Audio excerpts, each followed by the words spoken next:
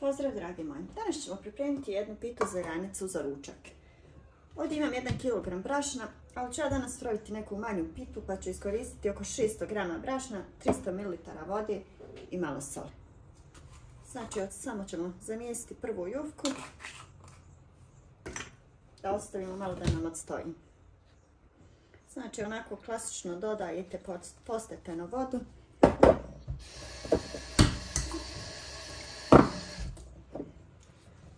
Dodajete mlaku vodu, ovaj kod mene je bila malo toplija pa sam morala dodati vodu.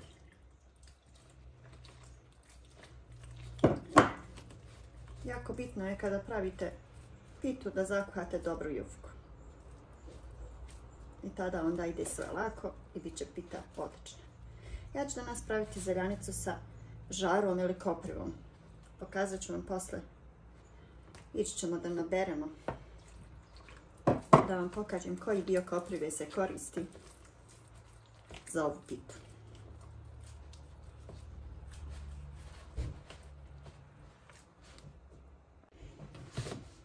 Znači ovako umjesili smo pitu. Već mislim da svi koji pratite me znate kada nema ovako zalijepljeno tijesta, pita je dobro umješana. Još ćemo je malo doraditi i ostaviti da nam ostoji nekih 15 minuta.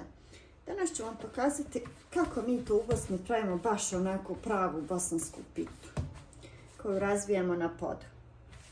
Znači ne pravimo je na stolu. Onako ću vam pokazati baš pod starinski kako su se pravile prije pite. Na čašafu, na podu. Ovako ćemo je sad ostaviti da nam ostoji nekih 10 do 15 minuta. I ovo je kopriva koju ćemo koristiti danas za našu pitu. Jako je bitno da koprivu berete negdje u prirodi. Ja ću danas za pitu da koristim samo ovako ove mlade vrhove. To se koristi za zeljanicu. Znači evo vidite.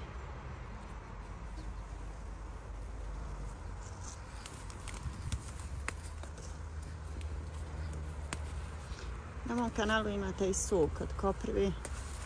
Imate nekoliko savjeta za pranje kose.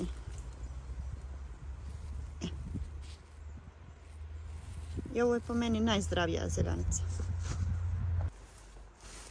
Zeljanicu možete da pravite i od zelja, špinata, blitve. Ali meni je onako jedina prava zeljanica koju je moja mama Nena pravila ova od koprive ili žare. Evo, ja sam nabrala svoju koprivu. Kao što vidite, na lijepom čistom mjestu. Još ćemo mi nju oprati u vreloj vodi. Malo je obariti. Ovdje sam prokuhala oko 500 ml vode, a ovdje ima oko 300 g koprive. Ili evo otprilike naberete koliko god da stavite, neće biti greška, ali onako nekako bude ljepša kad posle bude malo više sira. Evo ovako ćemo je sad staviti da nam cijela stoji. Ovu vodu koju ste sad istresli, pogledajte, ona se napravi kao čaj. Možete da iskoristite za čaj, jako je dobar za željezo, za anemiju, a možete da iskoristite i da operete kosu. Već sam u jednom videu pričala da je kopriva dobra za rast kose. I evo, pita je odstajala, mislim jufka. Sad ćemo je staviti da nam nadući.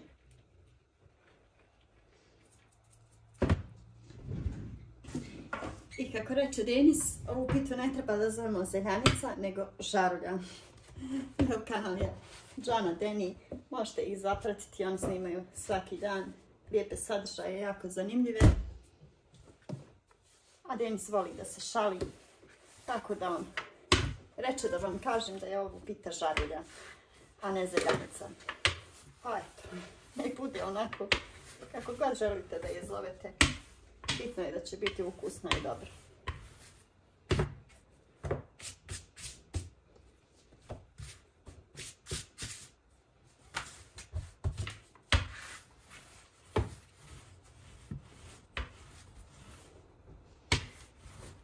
isto na svom kanalu ima sirnicu sa suđugom, koju ja priznajem nisam nikad probala da spremam, ali mi se jako sviđa ideja.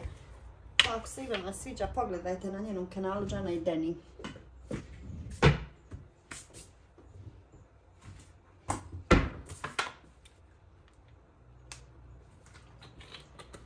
Ja ću naravno u pitu da ostavim sad ovako da mi odstoji još 10 do 15 minuta.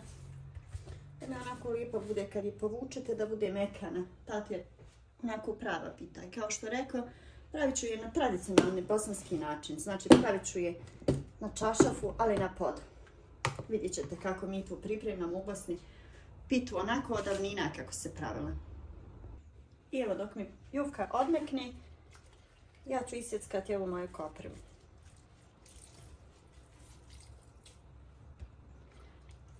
Kada je nakiselite ovako ili obarite u vreloj vodi, ona više ne žari.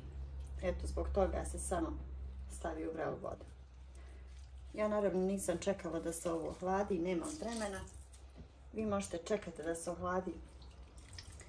A i jako dobro podnosim toplotu. Vjerujte, nikad mi ne smeta toplo. Kao što rekoše naši stari, oni koji mogu vrelo da drže u rukama, ne plaše se nikog.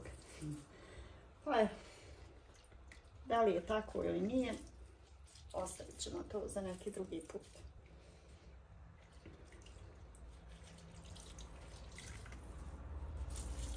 Naravno, ako želite da iskoristite ovo za čaj, onda iscijedite kroz cjedilo. Ja imam jako gustu i dugu kosu koju je mama prala sa ovim. Ja sam naravno svojoj djevojčici prala uvijek sa žarom kosu, jer kad je bila mala imala je problem sa rastom kose. A sada možete da pogledate da to nije šala i da nije laž. Na njenom kanalu Dženi Đihanović. Ona se snima i možete da vidite njenu kosu. Svi je pitaju odakle joj ta boja kose i tako gusta i duga kosa. Kada je bila mala, pa 1-2 godine nije imala uopšte kosu. Koristili smo neke preparate i nešto, ali nije išlo. Svekrva je odlučila da je ošišana ćelavo. Meni je tu bilo jedna jako stresna situacija. Mislila sam da će mi dijete biti onako baš bez kosi. Ali tu je mama preskočila u pomoć i rekla nam da samo kuhamo ovu koprivu i sa ovim sokom da joj peremo svakodnevno kosu. I sad, ako imate problem sa rastom kose ili opadanjem, možete otići kod Dženite na kanal da vidite kakvu kosu ima i da to nije laž. Da smo je prirodno uspjeli, kako bi rekli, onako lijepo da sačuvamo i da naraste baš bujna i naravno drugačija.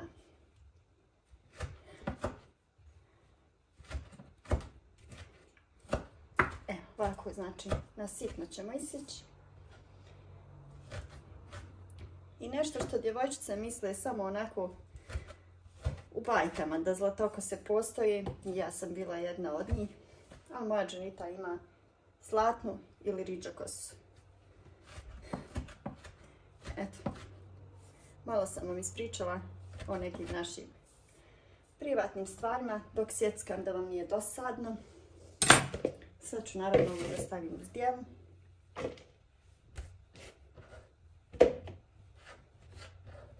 Ova kopriva jako lijepo miši. Ja ovdje imam oko 600 do 700 grama domaćeg sira, mladog sira, koji naručujem kod jedne divne gospođe i pogledajte samo kako ga lijepo pripremila. I ovdje imam naravno 3 domaćih jaja, možete koristiti obična jaja, ali evo, znate da ja imam koke. Ja ovdje neću koristiti cijeli ovaj sir jer će mi biti puno. Otprilike ovako, evo, neki 400 grama sira ćemo iskoristiti. Jer ja danas pravim sir, ovu zeljanicu samo za supruga i sebe, kćerka nije tu, pa će nam biti puno. stavit ćemo i malo ulja. I sol. Ja uvijek kada pravim sirnicu ne posolim je dovoljno. Ne znam zašto, ali uvijek mi se to desi da ni sirnica ne bude slana. I evo sad sam stavila malo više.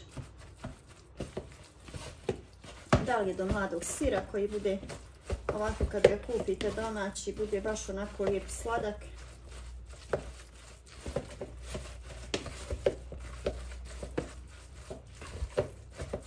Ja ću ovdje ubaciti još malo sira. I naravno ubacit ću jednu punu kašiku pavlake. Da bi mi onako filio sočak kad napravim.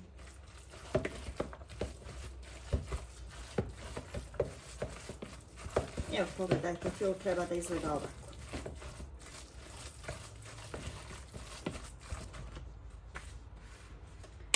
Jufka zapituje još malkice, eto otprilike dok pripremite fil i jufka je gotova.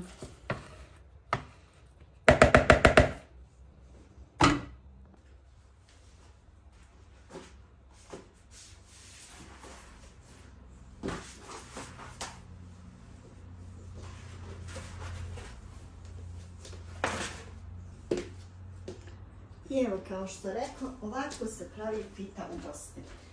Znači, čašaf ide napod i razvlačite jufku.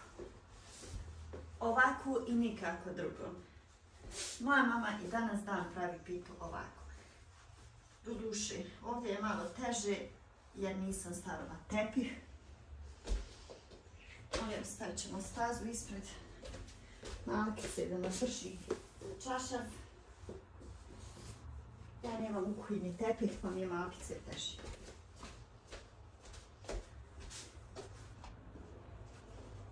I razvlačite jufku da bude što tanja.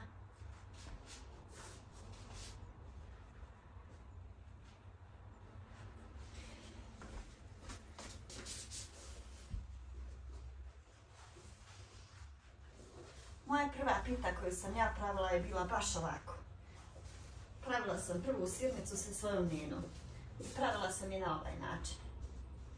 I dugo sam je godina pravila baš tako. Moram priznati, pravim je i danas. Ovako. Nekako kad snimam, odlučim da je pravim na stolu. Ali mi nije to i nije mi to prava ona pita kako se tradicionalno pravi kod nas.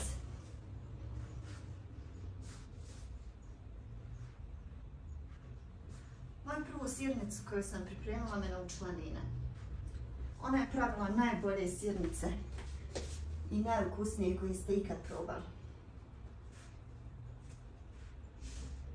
Moram vam priznati da ja i nisam neki ljubitelj sirnice. To je samo zbog traume iz djetinjstva.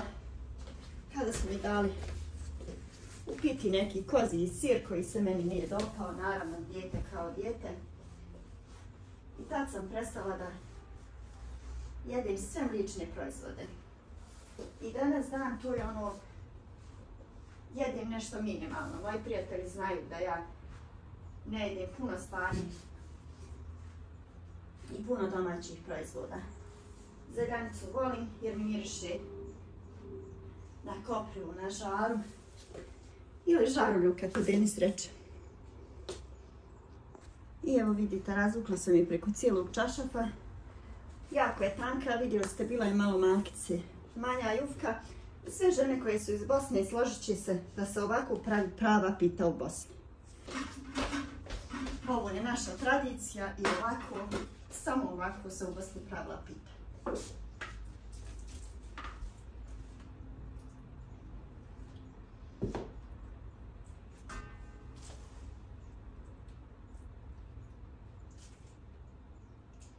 I evo sad filujete. Ja ovo najviše volim da radim rukom. To sam ovako naučila da radim sa rukom. I to mi je najlakše i najljepše rasporedim fil ovako kada ga rukom.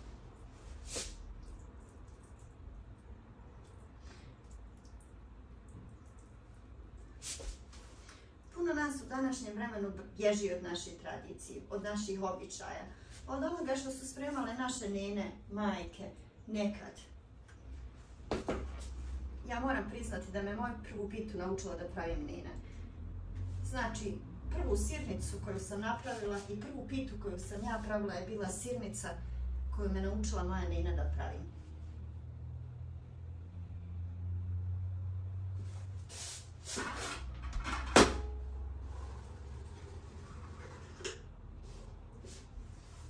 Ja ću ovu danas da pravim uzork. I evo, i za ovu pitu koristim maminu tersiju koja je naravno stara nekih pa više od 30 godina. Ili kao što reče mama, možda ima godina koliko i ja, ne sjeća se baš. Odlučila je da je pokloni meni. Kaže, ja volim da spremam pite i da je ponesem sebi.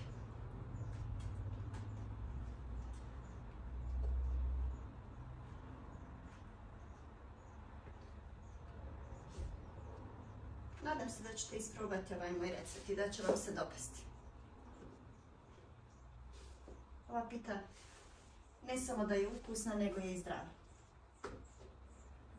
Jer vidjeli ste, sve su prirodni sastojci u ovoj piti.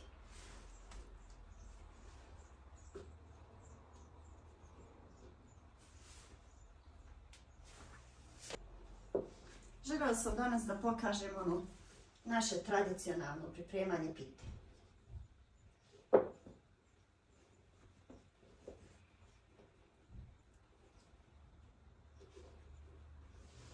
I evo da vi ne biste sad gledali cijeli proces, evo tako to ide.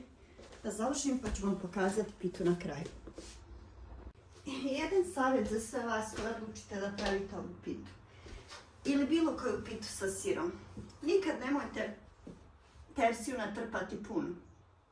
Jer sir iscuri i pita vam neće biti hrskava. Evo ja ću svoje da prelijem sa malo ulja. I ide u već zagrijanu rernu, kao što sam rekla, na 250 stepeni. Da se peče nekih 20 minuta i to je to. Ovu koja mi je ostala ću složiti ovu manju tepsiju.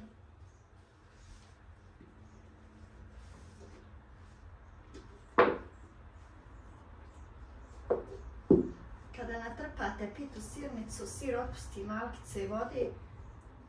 Naravno, svaki sir u sebi sadrži malo sirutke koje otpusti i odmah vam nije to.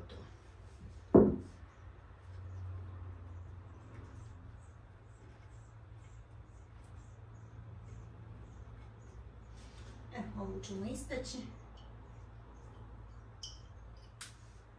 Posad.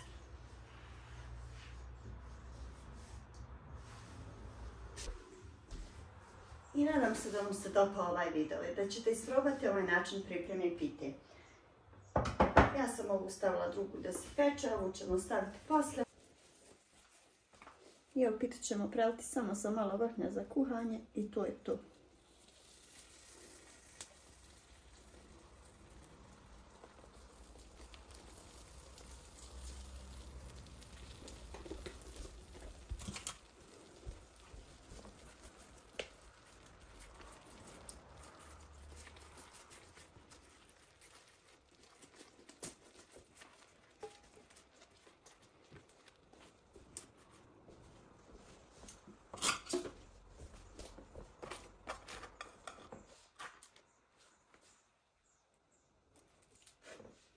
I evo, nadam se da vam se dopao ovaj video. Ako je tako, ostavite like, komentar i pretplatite se na moj kanal ukoliko to niste.